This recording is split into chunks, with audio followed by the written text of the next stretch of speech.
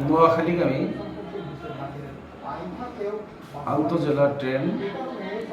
উপকূল এর কয়েকজন যাত্রী আশুগঞ্জ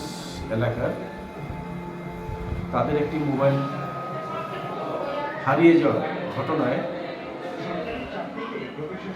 একটা যুবক ছেলেকে সন্দেহ করলে তাদের সাথে হাতাহাতি শুরু হয়। বিষয়টি টিজি পার্টি এবং প্ল্যাটফর্ম পার্টির নজরে আসতে তাৎক্ষণিক গাড়িটি নির্ধারিত সময় পার হওয়ার পরেও 7 মিনিট অবস্থান করে তল্লাশিকালে অপরাধী মোহাম্মদ সোহেল এলাইজ জুয়েল এলাইজ মামা জুয়েল দেখা যায় তার বিরুদ্ধে চট্টগ্রাম মেট্রোপলিটন কোতোয়ালি থানার চাঁদপুর থানায় 17টি মামলা আছে। 3টি অস্ত্র মামলা, মাদক মামলা 4টি, একটি হলো সন্ত্রাস দমন আইনের, একটি চোরাই মাল রাখার অপরাধে, 3টি ডাকাতি প্রস্তুতি মামলা, 3টি মারামারি মামলা এবং পুলিশের 34 ধারা 2টি, সর্বমোট 17টি মামলা